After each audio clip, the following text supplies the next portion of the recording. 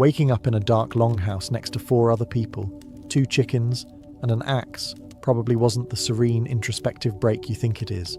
And let's not forget it was cold. Extremely cold. Getting out of bed at midnight in 9th century Norway was less about circadian rhythm and more about survival anxiety. So you've woken up at midnight in a smoky Viking longhouse. It's pitch black, except for the dying embers of the fire. Your feet are freezing, your cousin is snoring like a bear choking on a log, and you've got a good hour or 2 before second sleep kicks in. Now what? Welcome to the midnight interval, that strange waking period between first and second sleep that Vikings filled with an odd mix of chores, rituals, and whatever else they could do quietly enough not to wake the goat. First up, eating. With little refrigeration and 0 midnight DoorDash, Vikings often kept dried meats, smoked fish, or leftover stew within reach. Midnight snacks weren't indulgent, they were practical. If you'd spent the evening rowing, farming, or dragging half a deer back through the snow, waking up hungry wasn't unusual. So they'd stoke the fire, heat a bowl of something, and gnaw in the dark like civilized cave people. But food wasn't the only thing on the midnight menu. This quiet time was often used for reflection. Without light pollution, noise, or smartphones, you could sit by the fire and think about life, or death, or whether Odin was disappointed in your sword technique. Midnight became a time for private thoughts, prayers, or whispered conversations. Some believed dreams from the first sleep were clearer, like messages from the spirit world. Others may have spent the time worrying about everything they needed to do the next day, which frankly makes Vikings more relatable than we'd like to admit. And then, of course, there's intimacy. Yes, archaeological evidence and medieval writings suggest many couples chose the middle of the night as a prime time for romance. It makes sense. You'd had a few hours to rest, you weren't exhausted yet, and let's be honest, the fire was already going. There's even a suggestion that some people timed their entire procreative schedules around this interval. That's right. Vikings invented the midnight booty call. If there's one thing the Vikings knew, it's that the world didn't pause while you slept. Villages got raided, livestock got stolen, and enemies had an annoying habit of showing up just before dawn. So when it came to sleep, especially in wartime or while traveling, the Vikings didn't just sprawl out and hope for the best. They organized sleep shifts. Yes, even bedtime had a battle strategy. Especially on longships or in military camps, someone was always awake. It might have been the shipmaster, a trusted warrior, or the guy who lost at dice. But someone had to stay alert, scanning the horizon for enemy sails or making sure the boat didn't drift into a fjord. And if you think modern people complain about night shifts, imagine keeping watch in freezing rain with nothing but your beard for insulation. These shifts usually ran in cycles. One group slept while another kept watch. Then they'd switch. The result? No one was ever fully rested, but no one got murdered in their sleep either. It was a compromise, Viking style. Even back home, some form of night watch was common.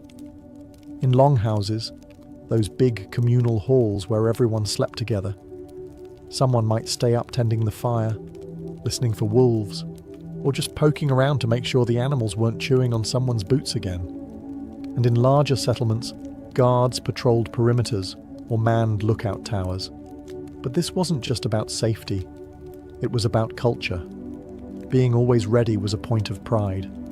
A Viking man wasn't supposed to sleep like the dead. He was supposed to sleep like a warrior, lightly, suspiciously, and with one hand on an axe. Deep sleep was for people who didn't expect to be attacked by surprise. And while it sounds exhausting, and probably was, this vigilance was part of their identity. To be Viking was to be tough. You slept when you could. You stayed alert when you had to. And if you dozed off during your watch, well, let's just say someone might urinate in your helmet as a lesson. Picture this. It's midnight in a Viking longhouse. There's frost on the windows, a smoky fire in the center, and half a dozen Norsemen curled up under rough woolen blankets. Now look closer. None of them are undressed for sleep. There are no wardrobe changes, no rituals of winding down with cozy robes, because Vikings slept fully clothed, often in the same garments they wore all day, and in some cases, they even added a little something extra like armor. Let's start with the basics. Viking clothing was all about layering. Wool tunics, linen undershirts, thick cloaks, and fur when available. These weren't just outfits, they were survival tools. If you stripped down for bed, you were basically asking to wake up with hypothermia. This was Scandinavia, after all, not a cozy Roman villa with floor heating. And while sleeping in your clothes isn't exactly strange by pre-modern standards, the Vikings took it a step further. If you were a warrior, especially while traveling or during times of conflict, you might sleep with a bit of your gear on. Not full chainmail, unless you were extremely hardcore or just had a terrible sense of comfort, but enough to be ready.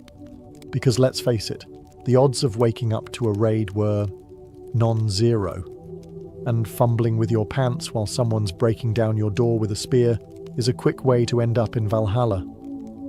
There are sagas that describe warriors dozing with their helmets nearby, weapons at the ready, cloaks still clasped.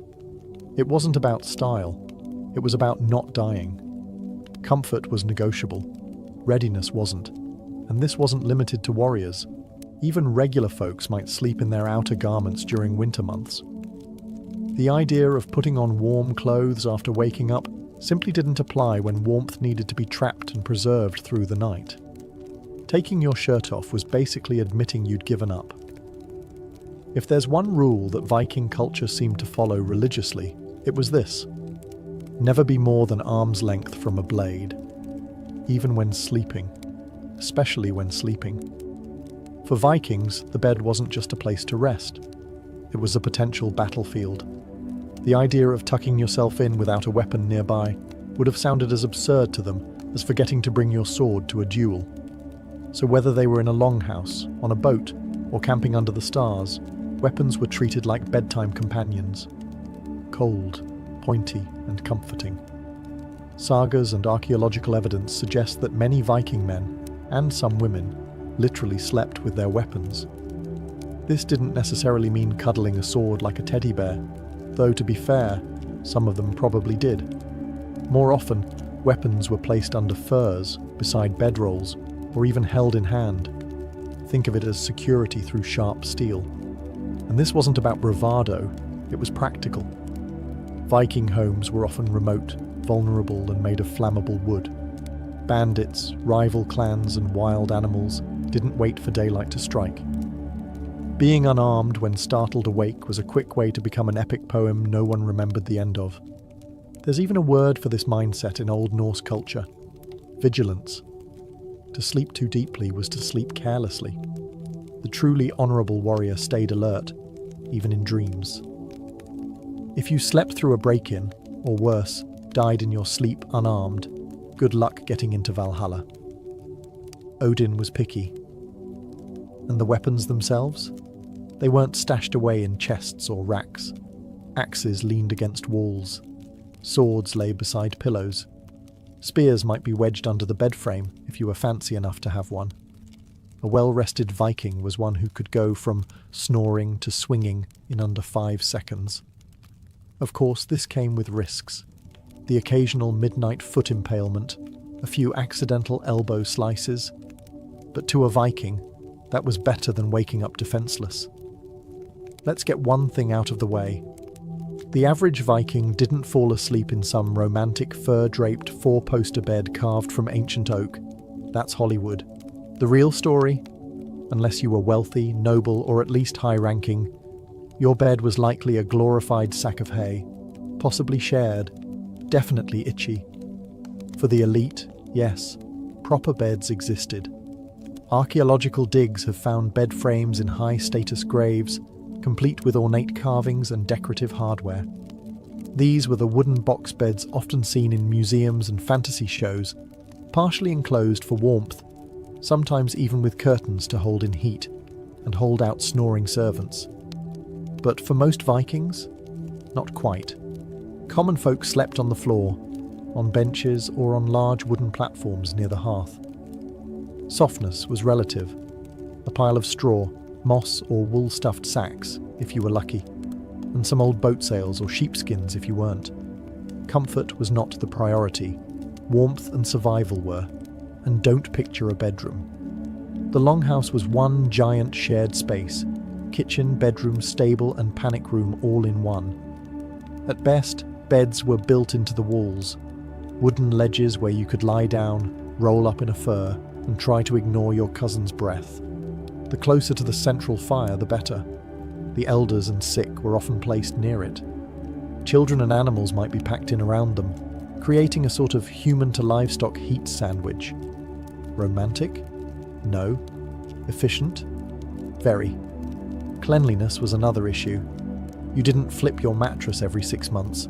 You shook out the straw when it started to smell like goat pee and hoped your fleas stayed on their half of the bed. And still, this was better than sleeping outdoors, or on a ship deck with the wind howling down your tunic.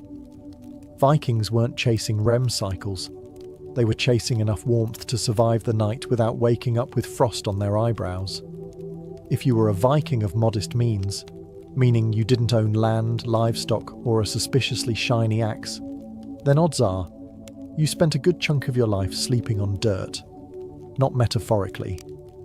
Literally. No mattress. No frame.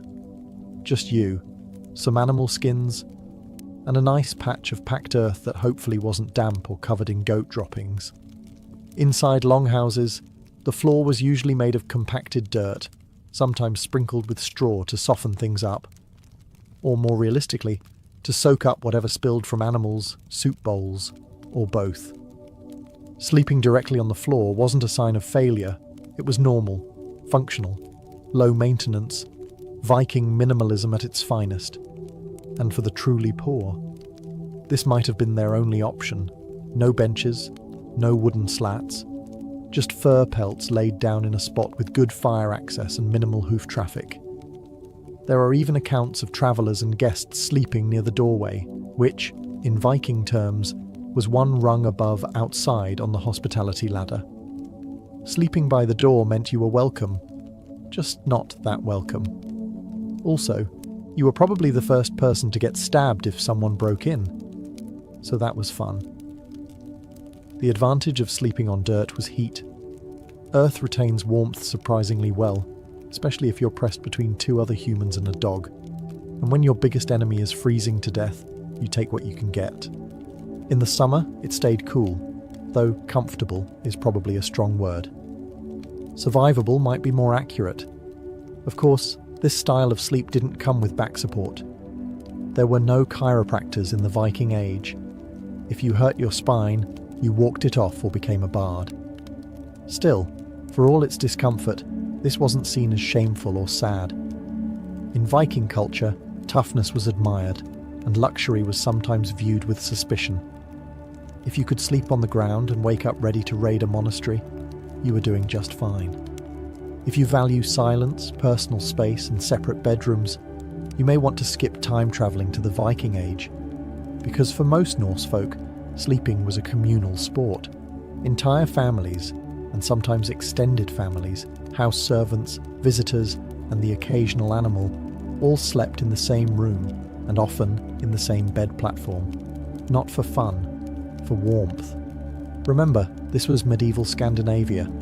Winters were long, cold, and unforgiving, and fireplaces weren't exactly cranking out modern insulation. So unless you were nobility with your own private box bed, and even then, it wasn't that private, you shared whatever sleeping space was available. The closer to the fire, the better.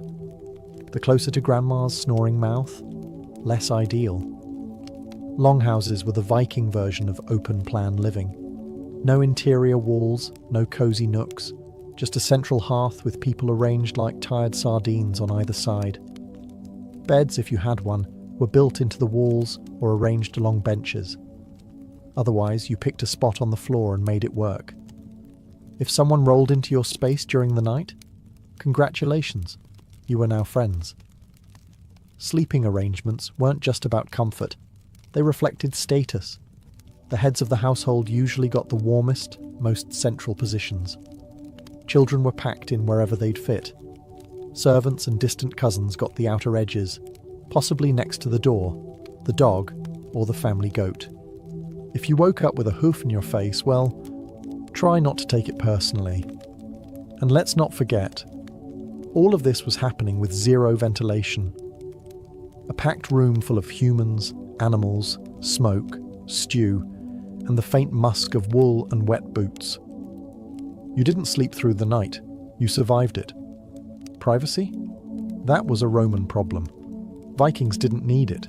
In fact, some scholars suggest that this close proximity sleeping encouraged strong social bonds, the kind forged through firelight, shared stories, and the mutual trauma of hearing your uncle mumble Viking poetry in his sleep. If you thought sharing a sleeping platform with your in-laws was rough, imagine throwing a goat into the mix, or a cow, or 3 chickens who absolutely refused to shut up. Welcome to the Viking version of central heating, sleeping with your livestock. No, this wasn't some quirky rural tradition. This was survival. Viking longhouses were multi-purpose structures.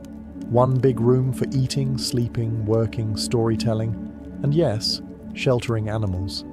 In fact, many longhouses were split into 2 main areas, one for humans, one for livestock. Sometimes there was a raised threshold between them. Sometimes there was a wooden partition. And sometimes you just accepted that the family sheep was now your bedtime neighbor.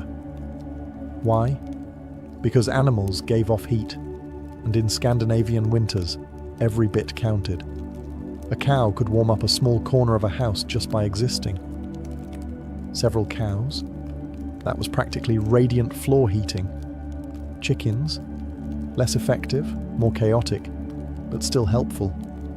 And the animals weren't exactly free roaming through the house. They had stalls or pens, at least in well-built homes, but sounds, smells, and the occasional escape attempt were part of the nightly soundtrack, a gentle lullaby of hoof scraping, snorting, clucking, and maybe the sound of a pig loudly judging your dreams. Cleanliness, as you can guess, was not optimal. Floors were packed earth, straw was everywhere, and the line between kitchen and barn was more of a vague suggestion. But for Viking families, the trade-off was worth it. Stay warm and alive, or stay clean and dead. Easy choice. Sleeping with animals wasn't considered strange. It was a sign that you were doing things right. You were maximizing resources, protecting your animals from theft or cold, and ensuring your children didn't turn into Viking cycles overnight. And of course, kids loved it. Free heat and a living pillow. What more could you want? Let's say you were a Viking on the move, heading out for a quick raid, a long trade expedition, or maybe a casual colonization attempt. That meant one thing: you were sleeping on a boat, and Viking ships weren't exactly luxury liners. Viking longships were sleek, open-decked vessels powered by sails and rowers, designed for speed and terrifying surprise appearances on foreign shores. But comfort? Not in the budget. There were no cabins, no hammocks, no cosy little berths. Just planks. Cold, wet planks. And maybe a pile of sails if someone let you borrow one. Sleep aboard ship was entirely dictated by weather, waves, and watch duty. There was no schedule, just exhaustion. Row for hours, sleep when you can. Sometimes you'd collapse in your own sweat and sea spray. Other times you'd try to catch a nap while lying next to barrels of dried fish and a guy with a leaky helmet. If it rained, you got wet. If the wind picked up, you braced yourself and tried not to slide into someone's sword. And if you were lucky enough to sleep beneath the sail, congratulations. You just earned the VIP section. Crew members often rotated shifts. Some would steer, some would row, and some would try to get a few moments of rest in the midst of groaning wood and crashing waves. It wasn't restful. It wasn't quiet. It was barely sleep, more like extended blinking. And then there were the smells. Salt water, unwashed bodies, dried meat, and sheep if you brought livestock along. Imagine trying to drift off while someone sharpens a blade behind you and a goat stands over your face. That's not a nightmare. That's Tuesday on a Viking ship. But But the Vikings weren't looking for comfort. They were looking for conquest. Sleep on a ship wasn't about rest. It was about survival between storms. You didn't need to feel refreshed. You just needed to be able to swing an axe when you reached land. For the Vikings, dreams weren't just a side effect of sleep. They were messages, whispers from the gods, warnings from the dead, and occasionally, psychic spoilers for how your week was about to go. Viking sagas and Eddic poetry are full of dream omens. A ship sailing west in a dream. You're going to die soon. Dream of a cold wind blowing through your house. Also death. Wolves running through the village in your sleep. Definitely death. Basically, if you woke up and remembered anything, it probably meant you should update your will, and maybe not go on that raid tomorrow. But it wasn't all doom and gloom. Some dreams were seen as visions from Odin or Freya, offering insight into battles, harvests, or hidden treasure. A good dream could elevate your status. A bad one? Well, if you were smart, you kept it to yourself. No one wanted to be that guy on the boat who announced he saw everyone drowning in his sleep. Very poor morale. The Vikings even had dream interpreters, people who were considered spiritually attuned and could decipher what your nighttime visions meant. They weren't therapists. They didn't care if you were stressed about goat taxes. They wanted symbols, ravens, fire, ice, broken swords, three-headed oxen. The weirder the better. And dreaming about the gods? That was serious business. Dreaming of Odin in particular could mean anything from divine favour to imminent slaughter. If he appeared in your dream offering advice, that was great. If he appeared silent, wearing a cloak and walking away, start digging your grave. He was known for being mysterious, even in REM sleep. There was also a belief in dream walking, the idea that your spirit could leave your body during sleep and travel elsewhere. This meant a lot of people took sleep very seriously. You weren't just snoring. You were possibly off fighting spiritual battles in other realms while your body drooled on a sheepskin. In the end, sleep was never just about rest. It was a portal, a vulnerability, and occasionally a divine appointment. For Vikings, dreams weren't for dreaming. They were for surviving. Most people prepare for sleep by brushing their teeth, changing clothes, and maybe reading a book. Vikings, they sometimes prepared for sleep by putting on armor, just in case it was their last nap before meeting Odin. This wasn't paranoia. It was ritual preparation for battle. On the night before a fight, a raid, or any journey that might end in bloodshed, a Viking warrior might lay down in full gear, chainmail, helmet beside the bed, sword at the ready.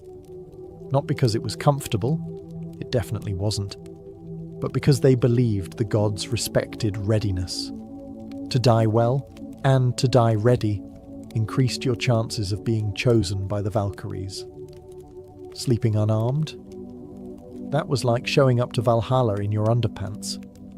Some warriors believed that how you slept the night before battle could determine where your soul ended up. If you were prepared, alert, and mentally already in fight mode, Odin would notice. If you were cozy, drooling on your tunic, and forgot your axe in the other room, well, you might just wake up in hell, the icy afterlife reserved for people who died unheroically. A terrible fate for someone who owned 12 axes and bragged about it. The practice wasn't universal, of course. Not everyone had armor. It was expensive. But even simpler folk sometimes slept in their travel gear or with their weapons in hand the night before a dangerous trip. It was a symbolic statement to the gods and to your crew. I'm ready. Let's go. And it wasn't just about death. Sleeping this way also had tactical advantages. If you were ambushed, you didn't have time for a costume change. A fully geared warrior could leap up and fight within seconds. Imagine being the enemy who sneaks into a Viking camp, only to find your target already half awake and fully armed. When winter hit Scandinavia, it didn't arrive, it conquered. Snow fell like punishment, the sun went into hiding, and the temperature dipped to, "Why is my beard frozen to my chest?" During these dark months, Viking activity slowed and sleep increased. Yes, the Vikings may have been early practitioners of a kind of human hibernation. Not the biological kind that bears do, but a seasonal rhythm of extended rest and reduced activity. In short, they slept a lot more in winter. And who could blame them? With limited daylight, icy travel conditions, and little farming to do, there wasn't much incentive to leap out of bed at sunrise, especially when the sunrise wasn't until 10:30 a.m. Winter became a time of conservation. Conserve energy, conserve food, and try not to freeze solid by February. Sleeping longer during winter wasn't just a comfort, it was strategic. Less movement meant less food burned, and food supplies were precious. Why burn calories chopping wood when you could just add more layers and sleep through the next blizzard? Many families stayed indoors for days at a time, crowded around the hearth, sharing stories, mead, and heat. It wasn't laziness, it was adaptation. Extended rest also allowed bodies to recover from months of labor, hunting, and war. Think of it as ancient off-season training, if that training involved a lot of snoring and reindeer fur. Sagas and folktales from the far north even hint at dream seasons, periods when people felt slow, reflective, even spiritually distant from daily life. It's possible that the Norse viewed winter not just as downtime, but as a mystical season where sleep, dreams, and introspection blurred together. And while some people still needed to stay active, guarding animals, fetching firewood, preparing food, there was definitely a shift. Winter was not the time to launch a raid. It was the time to sleep, plan a raid, and recover from the last one. While most Viking sleep habits were about staying warm, alive, and slightly less stabbed, there were moments when Vikings chose not to sleep at all, and not because of insomnia or goats being weird. Sometimes staying awake all night was intentional, even sacred. Enter ritual wakefulness. Certain Viking traditions and ceremonies involved deliberate sleep deprivation, usually to honor the dead, communicate with the gods, or prepare for something very big and very bloody. For example, during funerals, it was common for mourners to stay awake through the night in vigil, drinking, reciting poetry, and sharing stories of the deceased. Think of it as a cross between a wake and a Norse TED Talk, but with more ale and occasional axe juggling. These overnight gatherings weren't optional. Staying awake showed respect. Falling asleep? That was bad form, like texting during a eulogy, but with a higher risk of being elbowed awake by a drunk cousin. Vigil also had a spiritual edge. The Norse believed that the veil between worlds was thinner at night, especially when someone had just died. Staying awake meant you could feel the presence of the departed, maybe even catch a vision or two. Whether this was divine connection or too much fermented honey, we may never know. Warriors, too, practiced ritual wakefulness. Before a raid or major battle, a night without sleep could serve as a form of mental sharpening, a time to meditate, focus, or psych yourself up by staring into the fire and thinking about how awesome Valhalla sounds. Some warriors even claimed to receive omens or dreams while still awake, sitting trance-like before combat. And then there were seers and vulvas, mystical figures who sometimes stayed awake all night to perform rituals, chant spells, or interpret dreams others had. They were expected to remain alert still, and disturbingly calm while everyone else was nodding off into their bowls of porridge.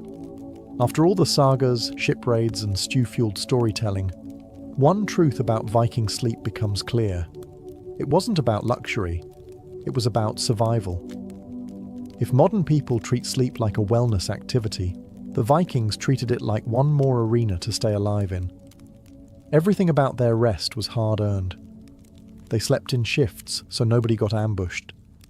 They curled up beside fire pits, animals and relatives because insulation was more valuable than privacy. They wore their clothes, and sometimes their armor, into bed because you never knew who or what was coming through the door next. They saw dreams not as random brain static, but as potential prophecies. They accepted that sometimes sleep was meant to restore the body, and sometimes it was meant to prepare the soul for death. Even their rituals of wakefulness, staying up all night during funerals or battle vigils, reinforced the idea that sleep was not guaranteed and not something to be taken lightly. For the Norse, every moment of rest had a purpose. Sometimes that purpose was warmth, sometimes it was readiness, and sometimes it was to prove you were still stronger than the night itself. Comfort? That was for after the raid, after the snow melted, after you made it home with both legs. Maybe then you'd get a bed, probably still shared, possibly next to a goat. But despite all that, Viking sleep wasn't bleak. It was resilient.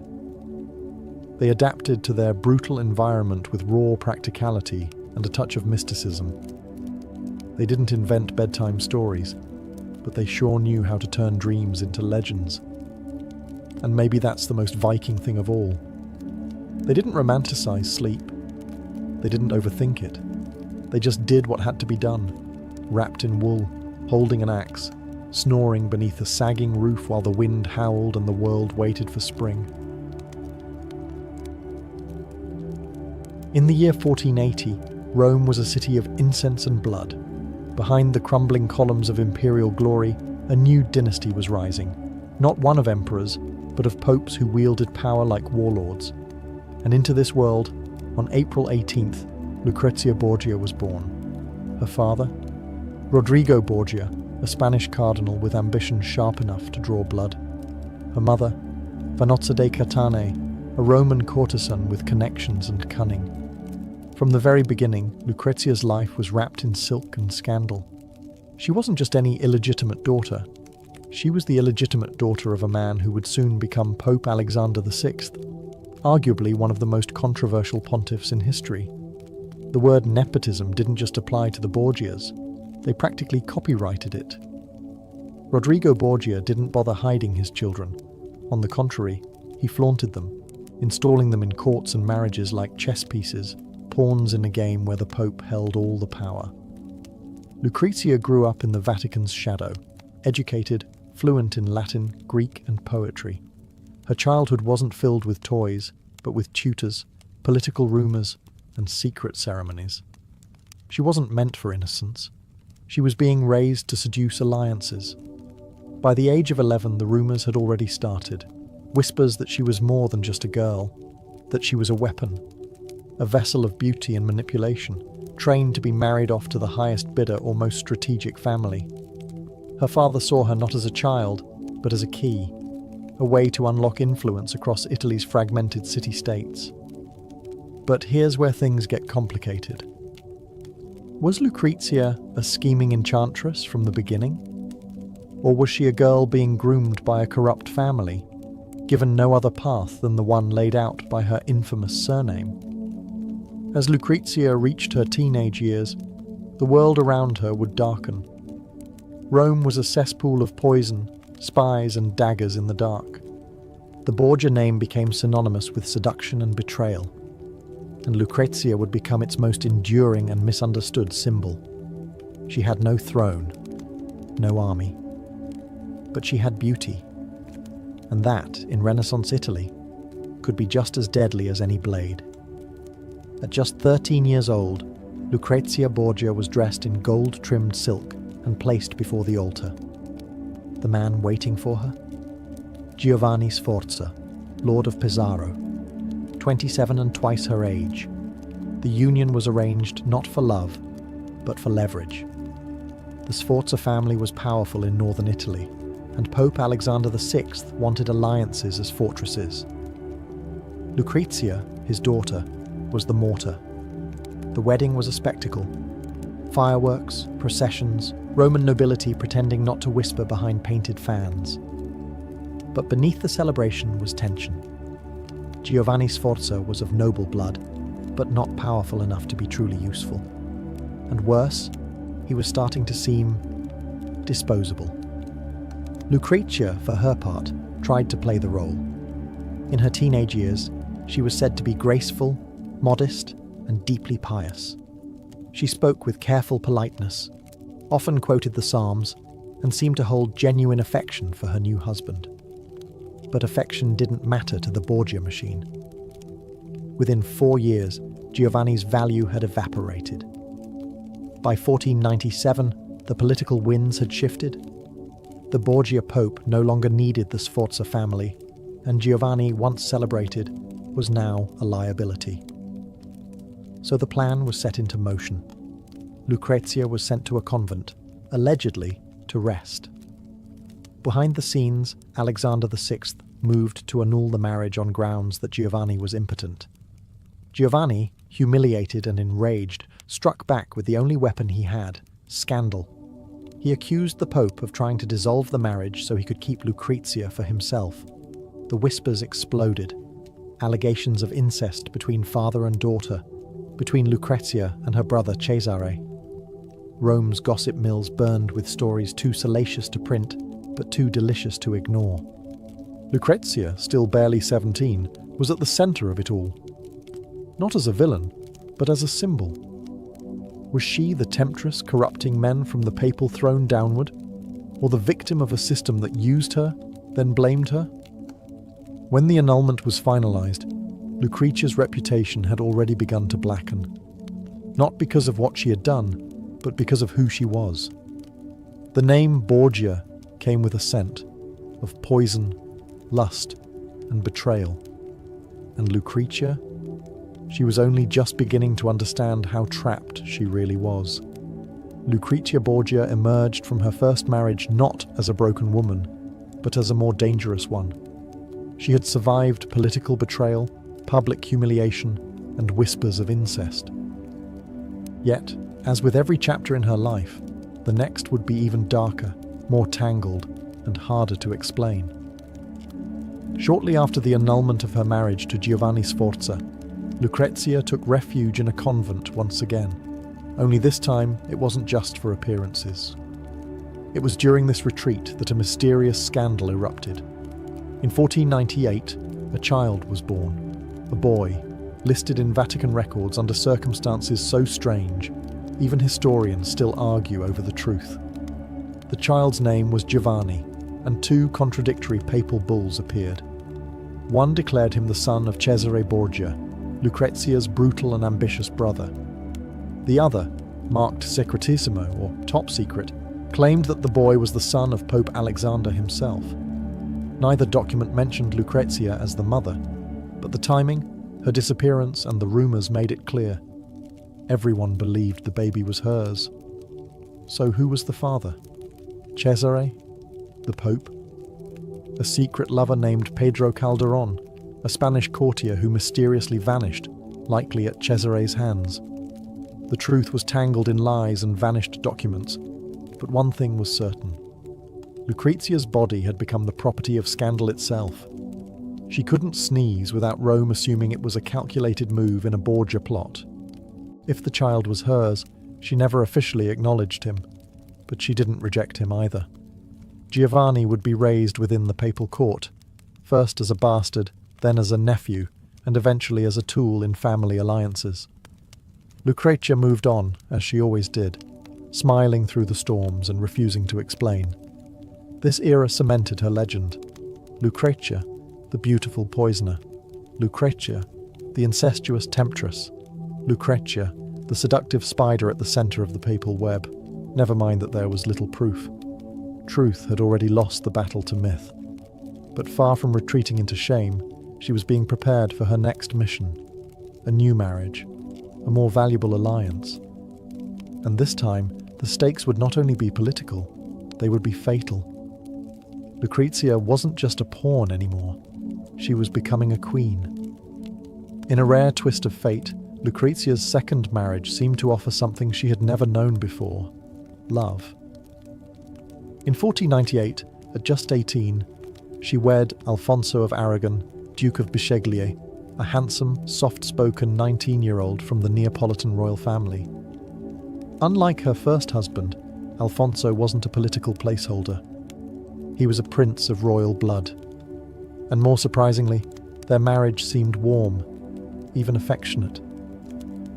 For a time, Lucrezia bloomed. The court buzzed about her beauty.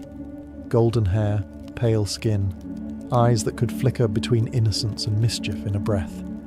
She and Alfonso were seen walking hand in hand through the Vatican gardens. In 1499, she gave birth to a son, named Rodrigo in honor of her father, Pope Alexander VI. It should have been a new beginning. But this was the Borgia court. Love didn't last. Power did. Cesare Borgia, Lucrezia's brother, now a warlord obsessed with glory, had just married a French princess and aligned himself with France. Naples, Alfonso's homeland, had become politically inconvenient. Cesare's ambition needed fewer strings, and Alfonso was one. The knives began to circle. Alfonso, sensing danger, tried to flee Rome, but was caught. Then came the attack. One night in July 1500, assassins ambushed him on the Vatican steps. He was stabbed multiple times but miraculously survived. At first. Lucrezia, frantic, cared for him personally. She stayed at his bedside, applied bandages with trembling hands, and whispered prayers into the night. For weeks, she nursed him back from the edge, her enemies lurking just outside the door. Then, on August 18th, while she was away, a masked man entered Alfonso's room. He was strangled in his bed, likely on Cesare's orders. Lucrezia returned to find him dead, the body already removed. Her grief was real and public. She locked herself in her chamber for days, refusing to eat, speaking to no one. The bright-eyed young bride had become a widow, and a warning. The message was clear. In the Borgia household, affection was weakness, and survival meant knowing when to close your heart. Lucrezia emerged colder, wiser, and much more dangerous. She no longer trusted love. She trusted alliances, and her next marriage would be the grandest and most dangerous of all. In 1501, just months after Alfonso's murder, Lucrezia Borgia was once again dressed in regal silk and sent north, this time to marry Alfonso d'Este, heir to the powerful Duchy of Ferrara. It was a strategic masterstroke. If the Borgias could tie themselves to one of Italy's most prestigious noble houses, they would no longer be seen as foreign upstarts from Spain. They'd be Italian royalty, but the Este family had their doubts. Alfonso d'Este didn't want to marry a woman whose family name reeked of poison, scandal, and incest. His sister, the brilliant Isabella d'Este, openly called Lucrezia a harlot. Even Ferrara's ambassadors warned the Duke against accepting this Roman woman. But Pope Alexander VI sweetened the deal, with money, land, and military promises, and so, reluctantly, the match was made. Lucrezia arrived in Ferrara in 1502 like a queen from another world. Rome was chaos and corruption. Ferrara was refinement and legacy. Here the nobility prided themselves on courtly etiquette, education, and dignity. Lucrezia knew she was under a microscope. Every gesture, every word, every outfit was judged. But she didn't falter. She adapted. Quickly. She wore modest gowns, hosted refined gatherings, and earned praise for her charm and intelligence. Ferrara's court, at first icy, began to thaw. Her beauty was undeniable, but more importantly, she brought a magnetic presence, a combination of wit, grace, and resilience forged in the fires of papal politics. Lucrezia also began to cultivate a new image. No longer the Vatican's seductress, she positioned herself as a patron of the arts, a loving wife, and, most importantly, a duchess worthy of the Este name. Her court attracted poets, artists, and scholars. She funded churches and hospitals. She carried herself with the cool elegance of someone who had seen too much and learned how to survive it. Though her marriage to Alfonso d'Este was politically motivated, they found a kind of rhythm, more respect than passion, but far from loveless. Alfonso valued her diplomacy. She admired his strength, and over time, they would raise several children together. But even as Lucrezia settled into her new role, the shadows of Rome never entirely left her. With her father still Pope and her brother Cesare still conquering Italian cities, the Borgia legacy continued to haunt her steps.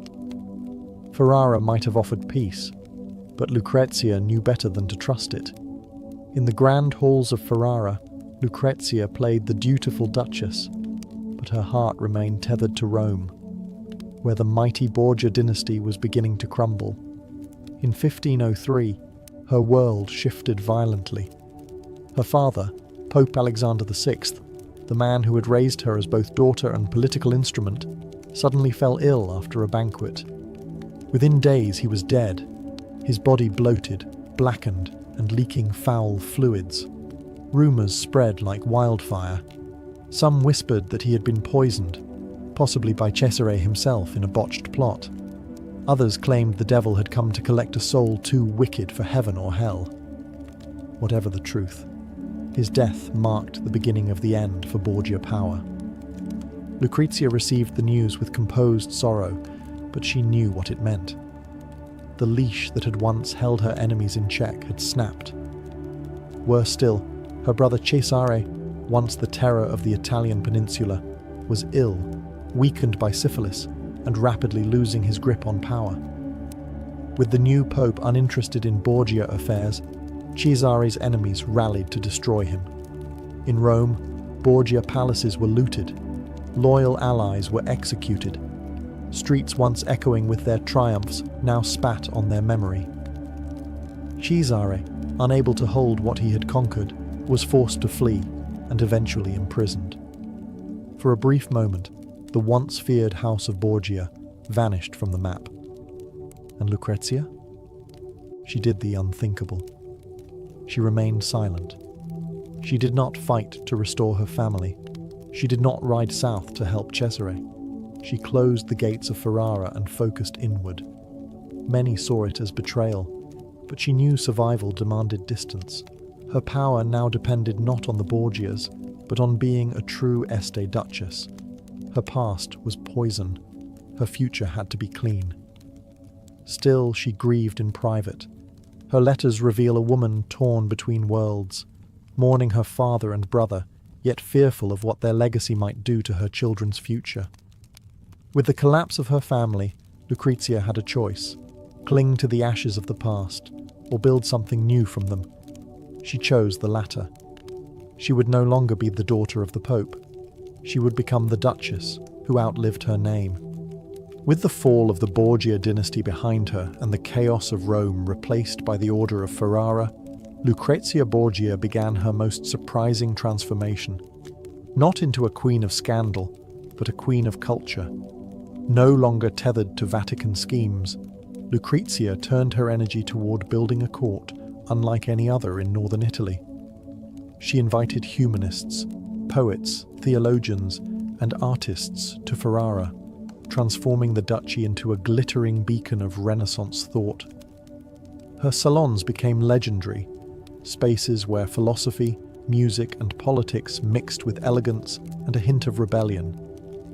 She became a patron of the arts, commissioning paintings and plays, and writing poetry of her own.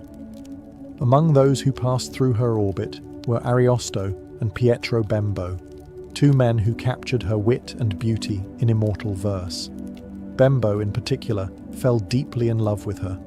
Their correspondence, filled with longing and literary flair, reveals a Lucrezia who was intellectually curious, emotionally complex, and very much in control of her public image. Yet behind the art and refinement was a woman still navigating a dangerous court. Life in Ferrara was not without enemies. Some nobles still whispered that she was a Borgia witch in disguise. Others resented her influence over Duke Alfonso. But Lucrezia countered their disdain with impeccable diplomacy. She made strategic charitable donations, championed religious causes, and hosted lavish public festivals to win the hearts of her subjects. Motherhood, too, became a new focus. She bore several children, though not all survived infancy, and lavished attention on their education and futures. She was especially protective of her eldest, Rodrigo, whose birth had been shrouded in scandal. In Ferrara, She tried to secure his place with titles and affection, though he remained an uncomfortable reminder of her past life.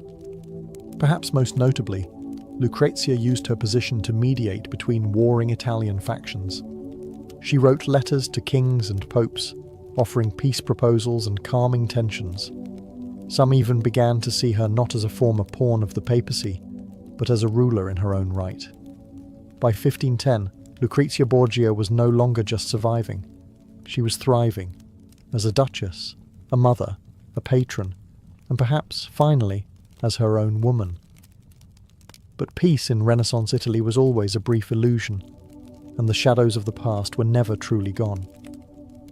As the golden glow of Ferrara's Renaissance court shimmered outward, within Lucrezia Borgia's private world, darkness returned, quietly, relentlessly. In the years following her cultural triumphs, tragedy struck her family like a slow, choking tide. Her beloved son, Rodrigo, the child born of her marriage to Alfonso of Aragon, died in 1512 at just 13 years old. The boy had been her pride, her living proof that love once existed in her turbulent life. His death shattered her. Friends wrote of her retreating from court. Her bright presence dimmed, her joy hollowed out. She wore mourning clothes for months, and her letters became darker, more fatalistic. But it didn't end there. She would lose multiple children in infancy, tiny lives that barely drew breath before vanishing into prayer books and tombs. Each loss left her body weaker, her spirit more burdened. Still, she endured, keeping her pain tightly wound behind the poised mask of a duchess. Publicly, she smiled at festivals. Privately, she confessed to spiritual torment, guilt, and dread. And then there were the persistent whispers. The stories of her past, the poisoned goblets, the incestuous accusations, the secret baby, never truly left her. No matter how many chapels she built or artists she supported, there were always those who muttered Borgia with narrowed eyes. Her efforts at redemption often felt like trying to scrub ink from a parchment. The stain wouldn't leave. Even her marriage to Alfonso d'Este, once respectful if not romantic, grew strained. Alfonso was often away on military campaigns, and Lucrezia began to take more interest in religion and mysticism. She fasted frequently, commissioned sacred art, and poured money into monasteries. Some said she was atoning for sins she never confessed. Others believed she was preparing for something darker. Her health, already weakened by repeated childbirths and stress, began to fail. She suffered from fevers, exhaustion, and melancholia. By 1518, even climbing the stairs became difficult. Yet through it all, she kept writing, kept mediating, kept protecting her children and preserving the Ferrara court's splendor. It was as if she knew time was running out, and she wanted to leave behind something beautiful, something that would outshine the scandals. But history is a jealous scribe. And for Lucrezia Borgia, the final chapter was already being inked. In the winter of 1519, Lucrezia Borgia lay in bed, pale and worn, her strength fading with each breath. She was just 39, but her body bore the weight of more than a dozen pregnancies, years of courtly performance, and the relentless shadow of a family name that never let her go. She had fallen ill after giving birth to her final child, a daughter who died within hours. The labour had been brutal, and infection set in quickly. Ferrara's finest physicians hovered helplessly, but the Duchess already seemed to know her fate. Her letters turned mournful. She confessed her soul to the heavens. She asked for prayers, not pity. On June 24, 1519, Lucrezia Borgia died. The city of Ferrara mourned deeply. Bells rang across the duchy, convents held vigils, and courtiers wept. The woman who had once been scorned as the Vatican's serpent was now mourned as a noble, wise, and compassionate duchess. Alfonso d'Este, often distant in life, grieved her sincerely. Her children, especially the ones old enough to understand, remembered her as a devoted mother. gentle, careful, and fiercely protective. But outside Ferrara, the myth reasserted itself. Rome remembered the younger Lucrezia, the girl caught in a web of power, scandal, and whispered poison. Pamphlets and stories revived the old rumours that she had seduced cardinals, murdered husbands, and slept with her brother. Never mind that much of it was political slander. The Borgia brand had long been tainted, and she had carried its burden to the grave. Still, a quieter truth endured. Lucrezia had not been a schemer. She had been a survivor. A girl traded like coin by powerful men, who eventually learned to shape her own court, culture, and legacy. A woman who turned scandal into strategy and disgrace into dignity. She left behind poems, letters, and architecture, pieces of herself scattered across the Italian Renaissance. And in time, historians would begin to re-examine her story. Was she a villain? A victim? Or both? Perhaps she was something rarer, a woman who lived in a time that had no room for her complexity. And in that way, Lucrezia Borgia became more than just a daughter of a pope. She became a mirror, reflecting the sins, fears, and brilliance of an age that still hasn't quite forgiven her for surviving it. Richard Plantagenet was born on September 8, 1157, in Oxford, into a world of power struggles and dynastic ambition. His father was King Henry II, the first of the Plantagenet kings, a ruler of terrifying energy and legal genius. His mother? Eleanor of Aquitaine, a woman of unparalleled influence, once Queen of France, then Queen of England, and forever a political storm in her own right. From birth, Richard was not raised to be English. He was raised to be powerful. He grew up, not in the mists of Britain, but in the sun-drenched courts of Aquitaine, his mother's duchy in southern France. There, he absorbed not just the language and chivalry of the region, but its intense pride and martial culture. He preferred speaking Languedoc over English, and would always identify more as a French duke than an English prince. Unlike his older brother Henry the Young King, Richard wasn't coddled with ceremony. He was taught to lead armies. By the time he was 12, he was training with knights. By 15, he was already riding in full armour, jousting, and studying the military campaigns of Julius Caesar. He was tall, charismatic, and terrifyingly brave. And it was clear early on, this boy wasn't made to sit on thrones. He was made to seize them. But Richard's youth was soaked in family betrayal, his father's paranoia, his mother's ambition, and the bitter rivalries between his brothers created a toxic brew of loyalty and rebellion. In 1173, when Richard was just 16, he joined a rebellion against his own father, led by his mother and elder brother. They claimed Henry was denying them power, titles, and land. It was a bold, dangerous move. Richard, barely out of boyhood, rode into war, not against foreign enemies, but against his own blood. The rebellion failed. Eleanor was imprisoned. Richard was forced to kneel before his father and beg forgiveness. But Henry saw something in him: fire, audacity, skill. He forgave him, but kept a wary eye. By the time Richard reached adulthood, he had already tasted both rebellion and redemption. He had learned that thrones were never inherited peacefully. They were earned with blood, strategy, and fear. And Richard was just getting started. After the failed rebellion against his father, Richard was given control over Aquitaine, his mother's ancestral duchy. But Aquitaine was no prize. It was a boiling cauldron of noble revolts, feuding barons, and towns that barely respected the authority of the English crown. And Richard, barely a man, was expected to rule it. What he did instead was conquer it. Between 1173 and 1189, Richard transformed from a rebellious prince into a battle-hardened warlord.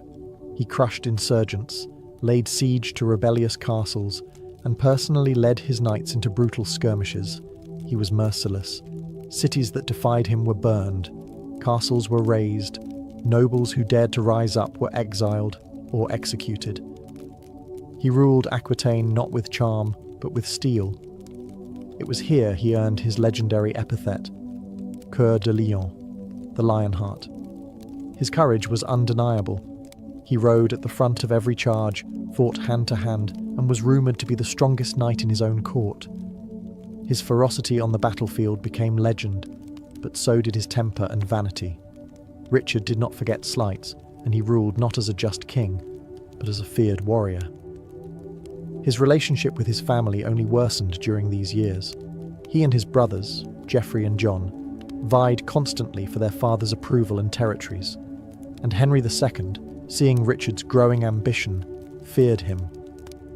A new civil war nearly erupted more than once. Then, in 1183, fate took a dramatic turn. Henry the young king, Richard's elder brother and the presumed heir to the English throne, died of dysentery while campaigning. Suddenly, Richard was next in line. But Henry II didn't trust him, and tried to force him to hand over Aquitaine to his youngest brother, John. Richard refused. Tensions snapped again. In 1187, Eleanor, still imprisoned, was released briefly to mediate, but the final break came in 1189, when Richard did the unthinkable. He allied with King Philip II of France, his father's enemy. Together, they attacked Henry's territories in France. The aging king, sick, tired and betrayed by his favourite son, was finally broken. When Henry died shortly after, Richard became King of England, Duke of Normandy, and Count of Anjou. But his crown wasn't forged in Westminster. It was forged in rebellion, fire, and the ashes of a father's broken heart. When Richard I ascended the English throne in 1189, the people celebrated. He was 31, tall, golden-haired, and already a living legend. But they didn't know what they were really getting. Richard wasn't interested in governing. He had no passion for tax reform, justice, or domestic policy. He saw England not as a homeland, but as a bank, because Richard had one obsession: the crusade.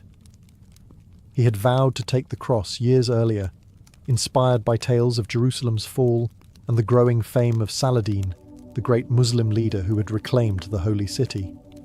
To Richard, this was not just a war. It was his divine purpose, a chance to prove himself not just as a king, but as a holy warrior, God's chosen champion. So he sold everything that wasn't nailed down. He drained the royal treasury. He imposed massive taxes. He sold titles, lands, and offices, infamously declaring he would sell London itself if he could find a buyer. He even ransomed prisoners and pardoned criminals for coin. The money all went to ships, armour and mercenaries. In less than a year, he had transformed England into a crusader's launchpad. But England itself? It was left behind. Richard appointed a government in his absence. His mother, Eleanor of Aquitaine, as regent, and his ambitious but dangerous brother John was left with minimal power. For now. The people hoped Richard would return soon. He wouldn't. In 1190, he departed for the Third Crusade, sailing alongside King Philip of France, his former ally, and soon bitter rival. Together, they stopped in Sicily, where Richard immediately found himself embroiled in a power struggle between local rulers. Instead of praying in cathedrals or fasting in holy silence, he laid siege to the city of Messina and sacked it. He was not there to negotiate. He was there to conquer. This was Richard's pattern. Arrive, intimidate, fight, and demand surrender. And it worked. Messina submitted. Gold flowed into his coffers. And by the time his fleet set sail again, his reputation as the most dangerous knight in Christendom was sealed. But already, cracks were forming. His alliance with Philip was beginning to rot, and storms would soon scatter his fleet. And far to the east, Saladin waited, ready to test the Lionheart's legend. Before Richard could even reach the Holy Land, fate threw him another battlefield. A storm scattered his fleet across the Mediterranean, and one of his ships, carrying his sister Joan and his future bride, Berengaria of Navarre, was shipwrecked on the island of Cyprus. The local ruler, Isaac Komnenos, a rogue Byzantine prince, made a fatal mistake. He refused to release Richard's royal passengers and looted the survivors. That was all the excuse the Lionheart needed. Richard landed on Cyprus with cold fury. Within days, he had conquered the island. It was a swift and brutal campaign. Castles were taken, Isaac was captured, and famously bound in chains of silver, because Richard had promised not to use iron. The conquest shocked everyone.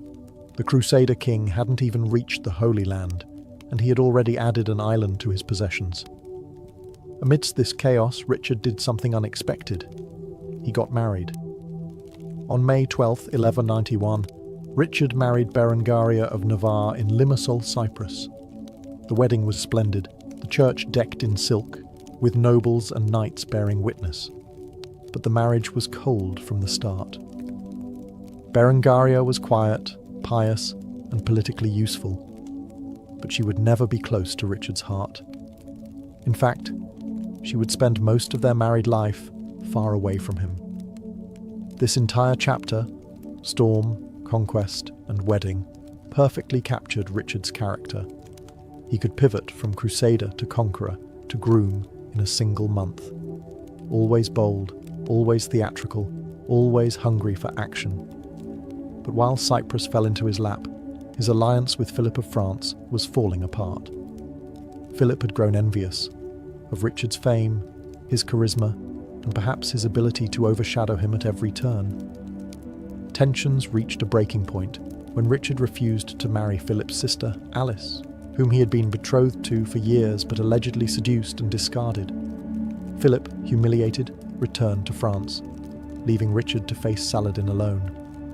And Richard didn't mind. He preferred it that way. No rivals, no politics, just war. With Cyprus conquered and his bride safely married, Richard finally turned his fleet toward the shores of the Levant. The Lionheart had arrived in the Holy Land, and the real war was about to begin. By the time Richard arrived in the Holy Land in June 1191, the siege of Acre had already dragged on for nearly 2 years. Crusader forces had surrounded the coastal city, but Saladin's defenders were holding firm. The crusade had stalled, morale was crumbling, and disease stalked the camps. What they needed was a leader who could break the deadlock, and Richard delivered. Despite suffering from scurvy and fever, he immediately took command. With siege towers, crossbowmen, and terrifying discipline, he launched relentless assaults. Within a month, Acre fell. The Muslim defenders surrendered, and the city's gates creaked open. But the real drama began after the surrender. Richard demanded an enormous ransom from Saladin, 200,000 gold dinars, the release of Christian prisoners, and the return of the True Cross, a sacred relic taken at the disastrous Battle of Hattin. Saladin hesitated. He stalled. Negotiations dragged. Richard's patience snapped. On August 20th, 1191, he ordered the execution of 2,700 Muslim prisoners, including women and children. They were marched outside the city walls and slaughtered in full view of Saladin's army. The message was unmistakable. Richard would not be played with. He dealt in action, not diplomacy. The massacre sent shockwaves across the Holy Land. Crusaders were stunned. Saladin, known for his chivalry, was enraged, but he did not retaliate with the same brutality. He continued to treat captured Christians with mercy, perhaps to draw contrast with the bloodthirsty Lionheart. The horror at Acre also set the tone for the rest of Richard's campaign. He was both a hero and a terror. To Christian knights, he was the embodiment of medieval virtue, fearless, devout, unyielding. To Muslims, he was a beast in human armour. Despite this dark stain, Richard's military genius was undeniable. After Acre, he reorganised the Crusader forces, repaired their fractured morale, and began marching south toward Jaffa, aiming to threaten Jerusalem itself. But Jerusalem was more than a military target, it was a symbol. And while Richard won battles on the ground, he was slowly losing a greater war. one of distance, loyalty, and time. Because back in England and France, his enemies were beginning to move. And the longer he stayed in the east, the more vulnerable his crown became. But Richard didn't care. Yet. For now, the Lionheart had blood to spill and holy ground to reclaim. With Acre behind him and the road to Jerusalem open, Richard's crusade seemed unstoppable. Victories followed quickly. He won the Battle of Arsuf in September 1191, defeating Saladin's elite forces with tactical brilliance. While most Crusader leaders would have crumbled under a desert ambush, Richard adapted, flanked, and countercharged with terrifying precision. His command on the battlefield was almost supernatural. He inspired loyalty, fear, and awe in equal measure. By winter, the Crusader army stood within sight of Jerusalem, and yet, Richard hesitated. Taking Jerusalem wasn't just a matter of military strength, it was logistics, supply lines, and weather. The rainy season turned roads into rivers of mud, making siege engines useless. Worse still, Saladin's army shadowed every move, waiting for a mistake. But the real reason for Richard's doubt ran deeper. He knew that even if he took the city, he couldn't hold it. The Crusader states were too fractured, their allies too unreliable, and Richard had no intention of staying in the Holy Land forever. Without reinforcements, Jerusalem would simply fall back into Muslim hands once he left. For a man obsessed with lasting glory, a fleeting conquest wasn't enough. So, in early 1192, Richard turned back. It was a decision that stunned his men. They had marched for years, spilled oceans of blood, and come within arm's reach of the holiest city in Christendom, only to retreat. Richard justified it as strategy. Others whispered of cowardice, exhaustion, or perhaps a rare moment of humility. Either way, Jerusalem would remain in Muslim hands. But the campaign wasn't over. Richard recaptured Jaffa in July 1192 with another daring assault, personally leading a last-minute counterattack to save the city. Saladin was reportedly impressed by his courage, calling him a man of iron. Still, both leaders were exhausted. By September, they agreed to a truce, the Treaty of Jaffa. Jerusalem would stay under Saladin's control, but Christian pilgrims would be allowed to visit freely. The Crusader states would retain a thin strip of coast. It wasn't a victory, but it wasn't a defeat either. Richard had failed to reclaim the Holy City, yet preserved Christian influence in the region. But as he turned to sail home, a new enemy awaited. Not Saladin, but Europe itself. Because while Richard fought for Christendom, his own brother had begun fighting for his crown. Richard the Lionheart never made it straight home from the Holy Land. In fact, he barely made it home at all. In late 1192, he began the long journey back to England. But storm, illness, and political enemies turned that journey into a nightmare.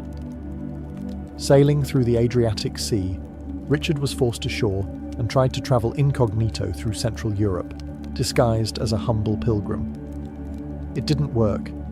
He was recognized near Vienna by agents of Duke Leopold of Austria, a man Richard had humiliated during the Crusade by tearing down his banner from the walls of Acre.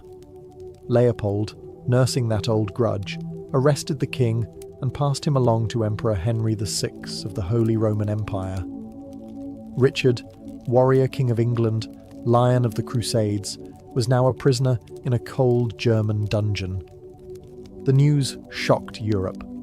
Kings weren't supposed to be treated like this, not unless they were being executed. But Henry VI saw an opportunity. He demanded an outrageous ransom, 150,000 marks, more than double England's annual income. To pay it, every church, village, and noble was squeezed dry. England groaned under the weight of taxes, and even royal crown jewels were pawned. Back in England, the real danger wasn't the ransom.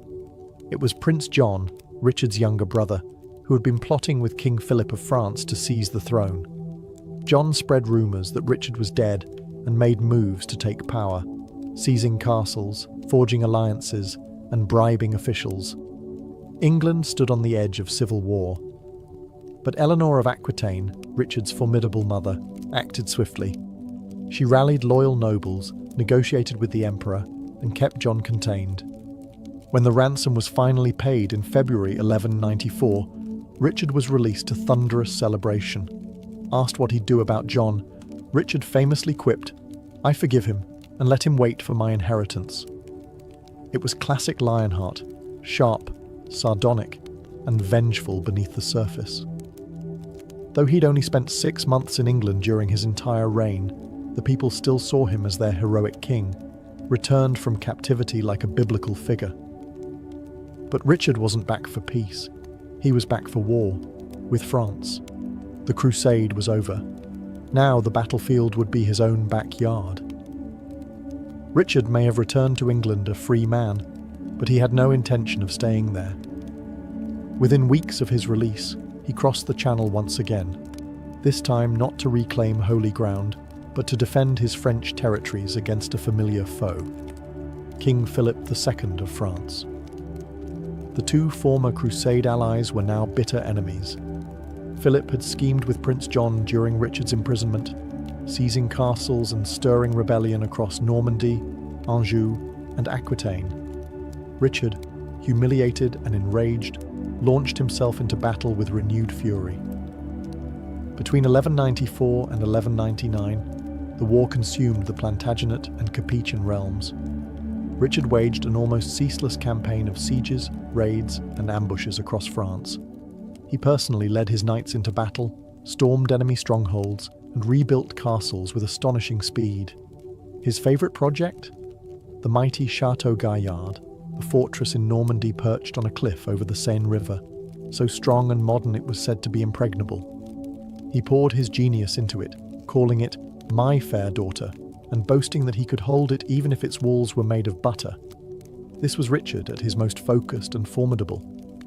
No longer chasing relics in Jerusalem, he now waged a deeply personal war to restore the lands his father had ruled and punish the kings who dared defy him. His brother John, meanwhile, was humbled and reconciled with Richard, swearing loyalty in exchange for forgiveness. But the Lionheart was not just fighting France. He was racing time.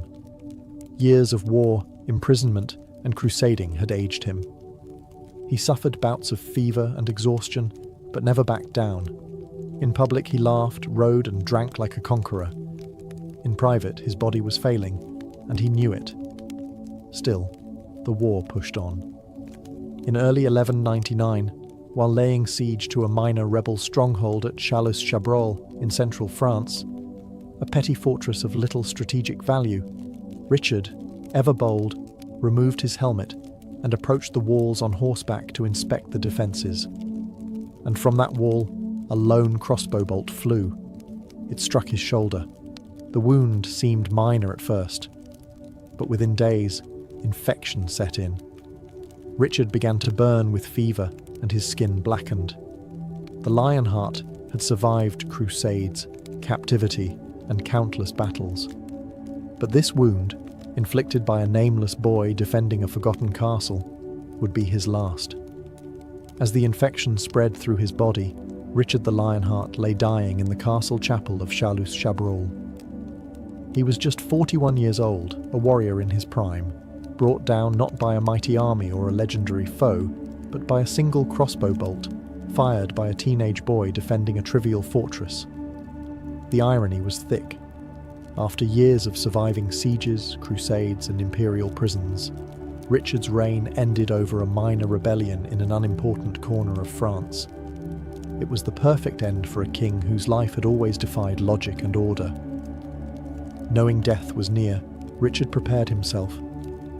He summoned his mother, Eleanor of Aquitaine, now in her 70s, to be by his side. In one of their final conversations, she held his hand, a mother comforting a son who had been forged in steel but was now melting away. He made peace with his brother John, naming him heir, a choice that would haunt England in the coming years. And the boy who shot him?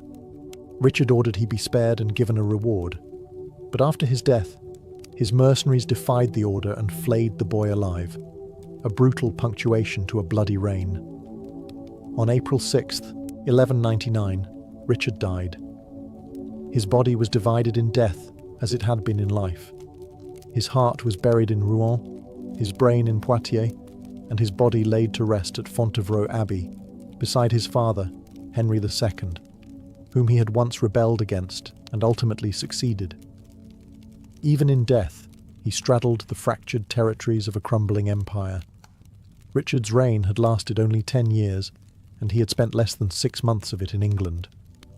He spoke little English, raised heavy taxes, and left the kingdom deeply in debt. Yet despite it all, he was remembered, almost immediately, as a hero. Why? Because Richard embodied the ideals of medieval kingship: bravery, chivalry, strength, and uncompromising will. His legend grew, exaggerated by chroniclers and poets, painting him not as he was, but as he was needed to be. In the centuries that followed, his tomb became a place of myth, and his name became a byword for courage. Richard the Lionheart was no saint, but he died as he lived, sword drawn, heart blazing, and always riding into the fire. It started with a single woman. On a blisteringly hot morning in July of 1518, in the bustling medieval city of Strasbourg, a woman named Frau Trophäa stepped into the street and began to dance. Not to music, not at a festival. She wasn't drunk or celebrating. She simply started to move, rhythmically, relentlessly, without smiling, without speaking. Witnesses say she looked distressed, arms flailing, sweat pouring down her face, her shoes slapping the stones as she spun and jerked with unnatural energy. Neighbours watched in confusion. Some laughed nervously, assuming it was a joke. But the joke didn't end. She danced for hours, then through the night, and then into the next day. No one could stop her. Her husband pleaded. Clerics watched. Physicians scratched their heads. But she kept going, her eyes wild, her body trembling, her feet blistering. Eventually she collapsed from exhaustion, only to get back up and keep dancing. By the third day, a small crowd gathered, not of spectators, but fellow dancers, as if something had taken root in the town's mind. Within a week, dozens had joined her. Men, women, even children, all spinning, leaping, twitching uncontrollably. The square in Strasbourg turned from a marketplace into a dance floor of panic. There was no music, no joy, just bodies trapped in motion. Civic leaders were stunned. This was no festival. These people weren't celebrating. They were suffering. Some were foaming at the mouth. Others screamed prayers as they spun. Many cried for help. Yet none could stop. And worst of all, no one understood why. Was it a curse? Was it a sickness? Or something far stranger? Instead of quarantining the dancers, the city council took the opposite approach. They encouraged more dancing. Believing the dancers would recover if they simply danced it out, they hired musicians, opened guild halls, and even built a stage. What followed was chaos. The crowd swelled to nearly 100 dancers. Some collapsed from exhaustion, others from strokes or heart attacks. And still, the dance went on. The people of Strasbourg had never seen anything like it. They were witnessing a city possessed, not by demons or disease, but by something that had no name, no explanation, and no mercy. Whatever it was that began with Frau Trophäa, it had just begun. By the second week of the outbreak, Strasbourg had ceased to function like a normal medieval city. Bakers, blacksmiths, and merchants stopped work just to watch the bizarre procession unfold in the city square. The dancers kept coming, sometimes in small groups, sometimes alone, and none of them could explain what was happening. When asked, they wept. Some claimed they felt invisible hands forcing their limbs to move. Others said their minds were trapped, watching their bodies perform a painful, endless ballet. By now, the local authorities were panicking. Over 100 people had been swept up in the madness. Some were bruised and bleeding. Others had collapsed and been carried away, only to return hours later, feet bandaged, still dancing. The strange affliction showed no signs of slowing. Physicians of the day offered no real comfort. The leading theory? Hot blood. According to the medical beliefs of the time, an overheated heart could cause excessive motion and mania. The cure? Let the body exhaust itself. So, in an act of chilling irony, city officials hired musicians and professional dancers. They constructed a wooden stage in the square and set up tents to shelter the dancers from the heat. They hoped, madly, that the solution was more dancing. The result was catastrophic. The music intensified the frenzy. Drummers pounded rhythms that echoed through the streets like war signals. Fiddlers played until their fingers ached. The dancers surged in number and ferocity. Some writhed on the ground as if possessed. Others leaped so violently they dislocated joints or struck their heads on nearby walls. By the third week, people began dying. Accounts speak of heart attacks, strokes, exhaustion, and even people dropping dead mid-spin, only to be stepped over by the still-moving crowd. There was no mass grave, no ritual for the fallen, only more music, more sweat, more suffering. Behind the horror, the city's leaders whispered of supernatural causes. Some believed the dancers were cursed by Saint Vitus, the patron saint of epilepsy and madness. Others suspected demonic possession, or worse, divine punishment for some unspoken sin festering within Strasbourg. But one thing was clear. This was no longer a strange woman in the street. It was a public crisis, one with no precedent and no end in sight. And still, the people danced. As the dancers spun themselves into unconsciousness and death, secular solutions failed. The stage, the music, the dance-it-out approach had only fanned the flames. The people of Strasbourg turned to the only institution left that might make sense of the madness: the church. By August 1518, a month into the plague, local clergy declared the phenomenon a spiritual affliction. Medical theories of hot blood were cast aside. What they now faced, they said, was not a disease of the body, but of the soul. The prevailing theory? The dancers were victims of St. Vitus's curse. According to medieval belief, St. Vitus, a 4th century Christian martyr, had the power to punish sinners with uncontrollable movement. Those who angered him, through vanity, blasphemy, or secret sins, could be struck with convulsions, trembling, and violent, rhythmic spasms. It wasn't a new idea. Earlier outbreaks of similar dancing plagues had been reported in places like Aachen and Metz, but never on this scale, and never with this level of terror. The church's solution was drastic: pilgrimage and penance. The city's clergy ordered that the dancers be removed from Strasbourg. Many were transported, half-conscious, to the shrine of St. Vitus in the nearby town of Savin, carried by cart or slumped over pack animals. Once there, the afflicted were dressed in red shoes, each with a holy cross painted on the sole.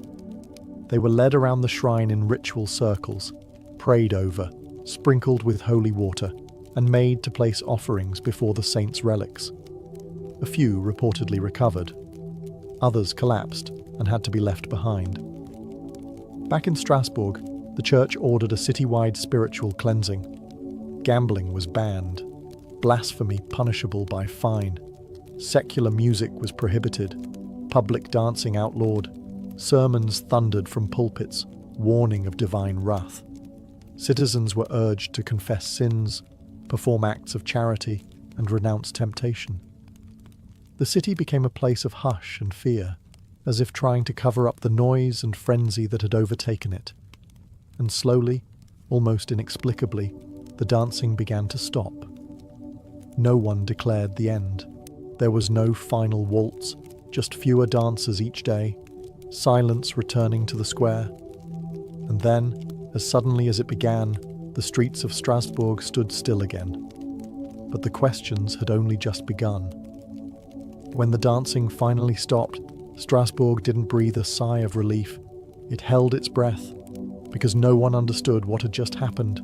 No invading army, No natural disaster, no visible enemy, and yet hundreds had danced uncontrollably, some until their hearts gave out. The city returned to its routines, but the memory of that summer haunted everyone. Years passed, and whispers remained. What if it returned? What if the curse was sleeping, not gone? Centuries later, historians and psychologists began combing through the records, and one theory emerged that seemed to match the madness: mass psychogenic illness, also known as mass hysteria. Mass hysteria occurs when a group of people, under extreme psychological stress, begins to manifest symptoms without any physical cause. In modern terms, it's the mind overrunning the body, multiplied across an entire community. Think fainting spells in school dormitories, or phantom illnesses spreading in a closed workplace. But in medieval Strasbourg, it may have taken the form of a dance to death. The theory makes sense when you consider the pressure cooker that was 1518. The region had been hammered by famine, plague, and social unrest. People were starving. Dozens of children had recently died in a crop failure. The political and religious landscape was unravelling. The Protestant Reformation loomed, and fear of hellfire was at an all-time high. Add to that the belief in curses, saints, and divine punishment, and you had a society teetering on the edge. So when Frau Trophäa began to dance, people may have seen not just a woman, but a warning, and their minds, primed by trauma, followed her lead. Supporters of the hysteria theory point to similar outbreaks: groups of nuns who barked like dogs, towns where people believed they'd been bitten by invisible animals, villages where laughter or screaming became contagious. In each case, there was no toxin, no infection, just shared belief and shared fear. Still, even the mass hysteria theory doesn't explain everything. Why did some people dance until their bodies gave out? Why did only certain towns experience this, and not others under equal pressure? It might offer a framework, but not closure. Because as logical as the explanation sounds, Strasbourg in 1518 didn't follow logic. It followed rhythm and madness. For those unconvinced by the mass hysteria explanation, another theory emerged, one rooted in biology rather than psychology. Could the dancing plague have been caused not by fear or superstition, but by poison?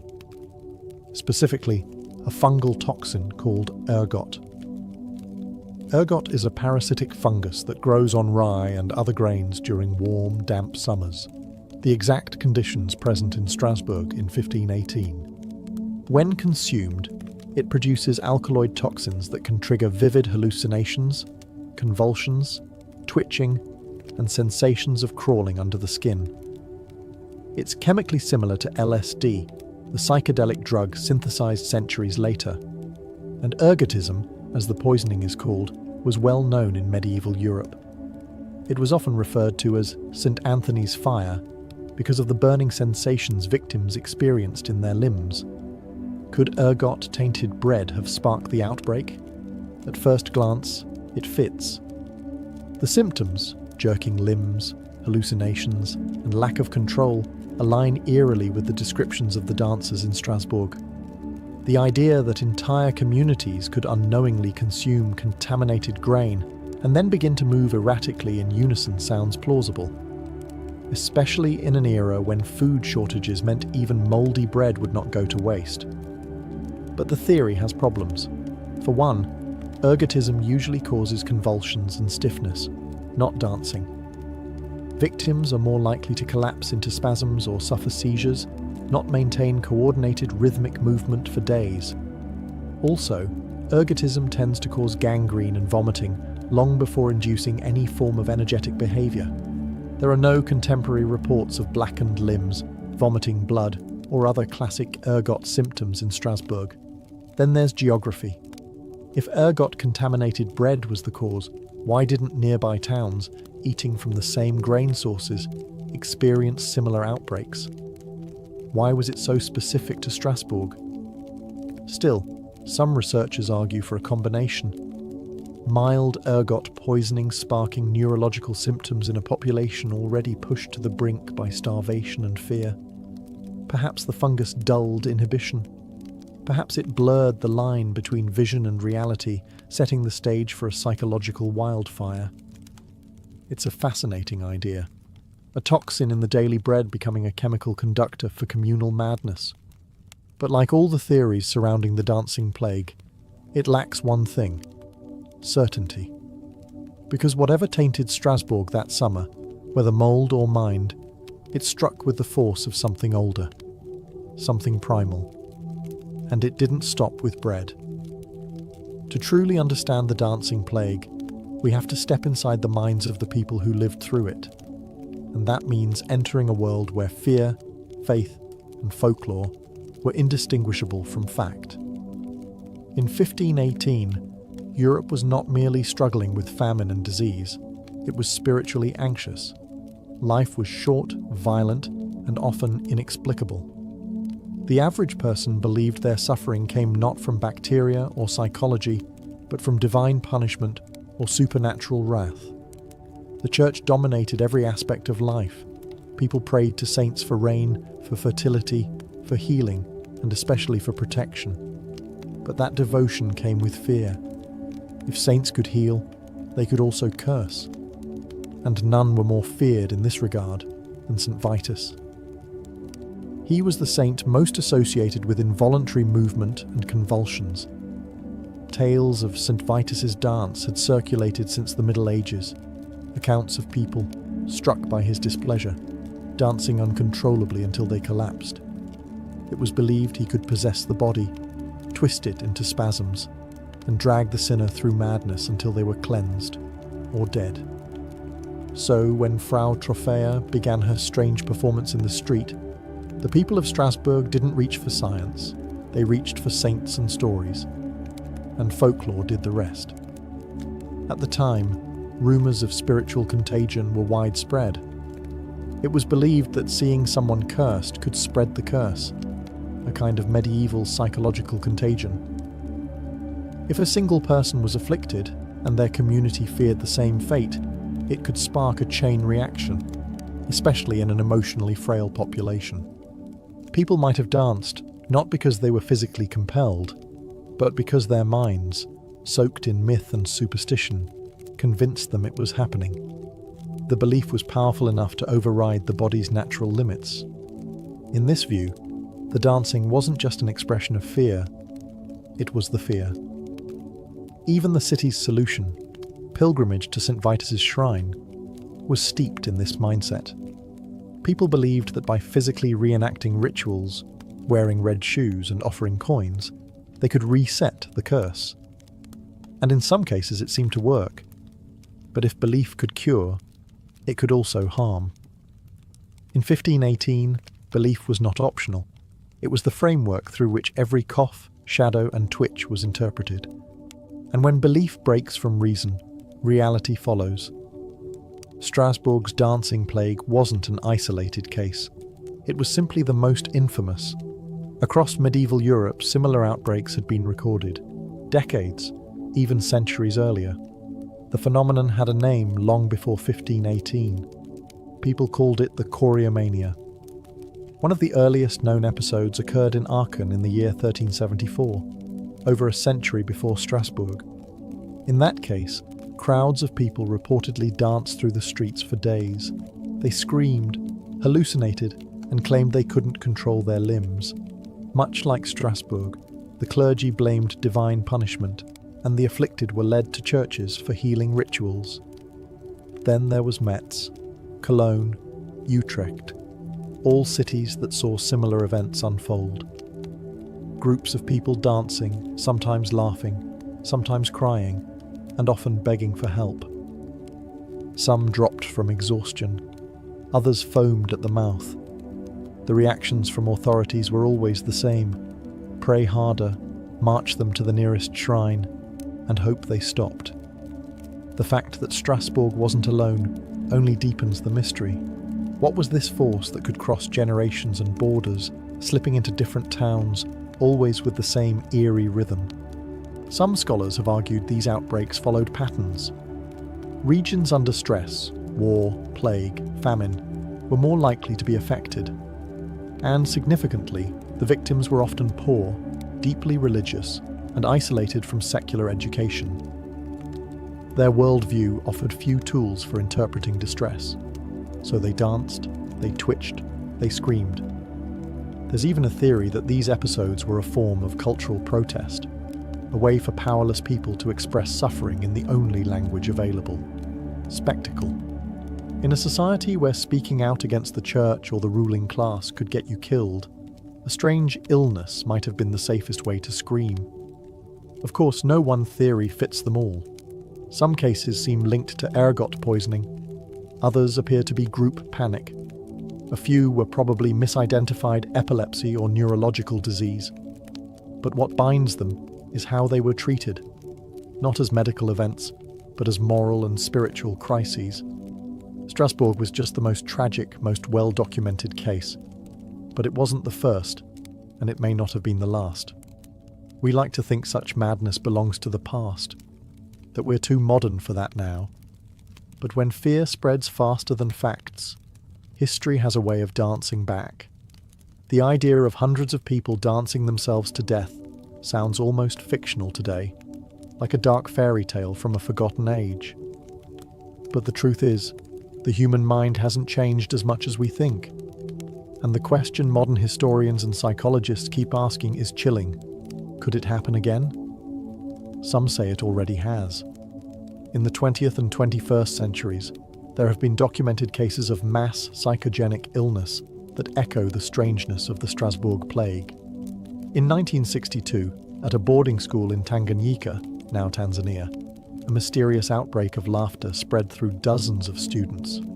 It wasn't joyful, it was compulsive, uncontrollable, and in some cases lasted for days.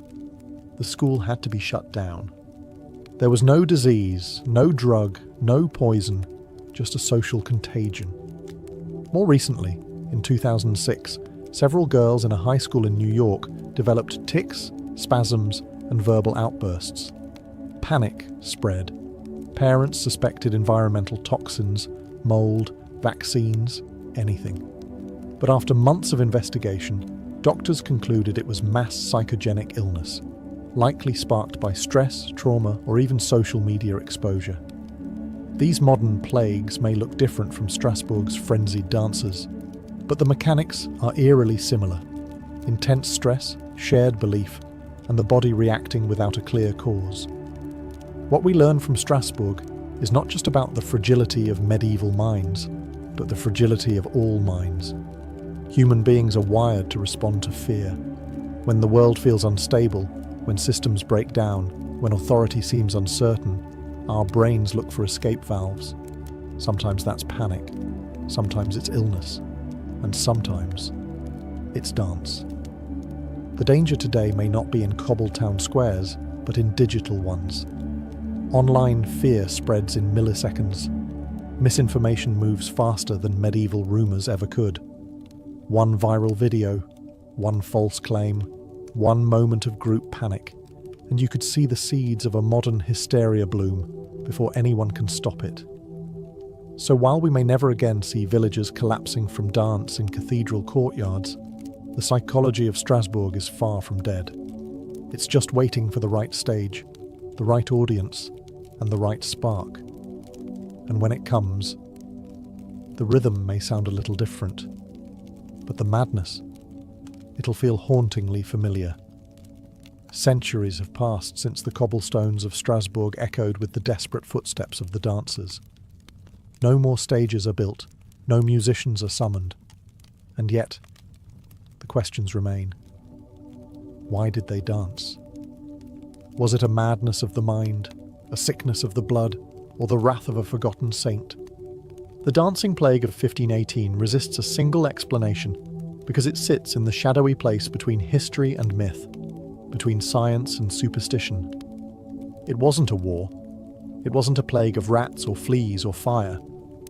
It was something far more unnerving, a breakdown in human control. A city watching its people lose mastery over their own bodies. Not once, but collectively. Voluntarily, yet helplessly.